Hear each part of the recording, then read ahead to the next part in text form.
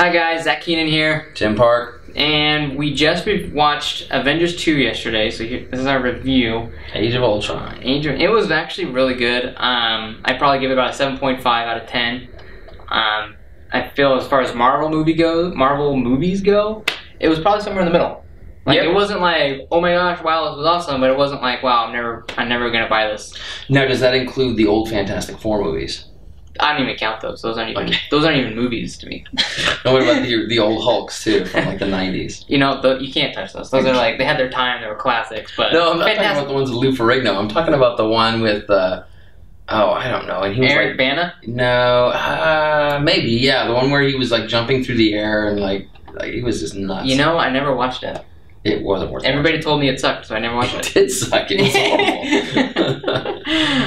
But yeah, what are your thoughts on Avengers 2? So, I'm going to do the two positives and a negative. Okay. The first positive that I have is I like the cinematography and the choreography for the fighting. That was amazing.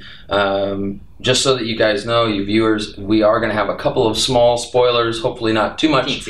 But near the end, when they're all together fighting in the church, that was a beautiful scene. Epic. That was beautiful. All the slow motion and everything. It was just really, really good. They did a great job on that. I also liked the development of Black Widow's past and talking about how kind of some of what she came through in her training. I thought that was really good because she is kind of a mysterious figure. Nobody really knows who she is. Yeah, they don't have anything on her at all. And so that was kind of cool. And then the development of Jeremy Renner's character, Hawkeye. Just the fact that he has a family and you get to kind of see that personal side of him. I thought that was really good. The biggest negative, I have a couple of negatives, but this is probably the biggest one. The biggest negative I have is the way that they portrayed Ultron. They kind of made him a little bit too human. I think that their choice of voice actors with Spader was a great choice. He's got a great voice for it, even though every time he opened his mouth, all I was seeing was Robert California from The Office telling Andy Bernard to go back to work or whatever. And I always kept seeing Red Reddington from Blacklist. There you go. There you go. And so, I mean, that was a little bit like, well, that's kind of weird, but he has a great voice for it, and I love his sarcasm because it makes him, because Jarvis has sarcasm a little too, bit, yeah. And so to see another AI kind of have that even more so, but I feel like they kind of made his character too human looking with the mouth moving, and I think that the original mask that they used for the original robot was super creepy looking, like jagged and just kind of broken. All very, and I thought that was an amazing look.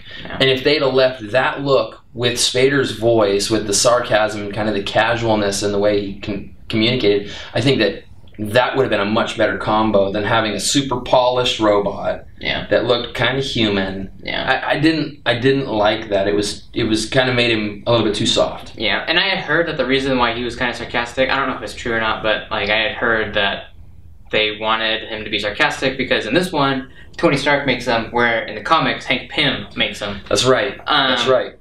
But regardless of either of those, James Spader still acted like James Spader. So you were getting anything new. Indeed. I didn't feel like he was acting like Tony Stark. I thought he was acting like James Spader. Right. Indeed. And I agree with you.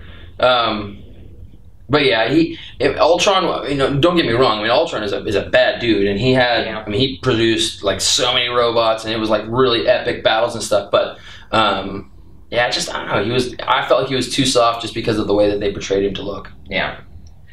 Yeah, I actually, very rare. I'm actually gonna have to agree with you on like just about all those points. Yay. But yeah, like they're real. I mean, it's still worth seeing. I love the cinematography. The fight scenes especially were like insanely cool. From like beginning to end. Like I didn't feel bored. Some of my fears were actually nicely subsided. I was afraid that they were going to take it, like, kind of like rehash old storyline. From like the first one, we're like, oh, well, I hate all you guys, and we're gonna not trust each other. Yeah. But they didn't do that, and that was actually really nice to see. It was nice to see. There was still that tension between the group, which I thought was, I think, very well done. I think they could have done more with it. And when we talked about this the other day, or yesterday, Scarlet Witch could have done so much more. They could have done so much more with her. Yeah. Because she is an ultra powerful character. Yeah. And I really feel like they kind of made her wimpy. They didn't capitalize on what she could be. Well, yeah, in comics she's like a tier 1 mutant. Like, she like ruins everything by saying like 3 words. Exactly. So exactly. like, anyway. I agree. Yeah, but definitely we're seeing probably my number 1 gripe about this film was how everybody kind of ragged on Captain America for not wanting to swear. Yep. I was like, dude, like he's supposed to be the good guy. Like he's supposed to be the model American, model citizen that everybody knows and loves. And they like really kind of screwed that up. I didn't really. Yeah, I agree. They kind of gave him too much of a bad time, I thought. I agree. I think that. He is. I mean, he's Captain America. I mean, everybody knows he's like the go-to guy, the kind of the moral character. So that was a little bit discouraging. Yeah, but still, we're seeing. Indeed. Oh, indeed, absolutely. Yeah, 7.5. I really liked it. I give it an 8. An 8.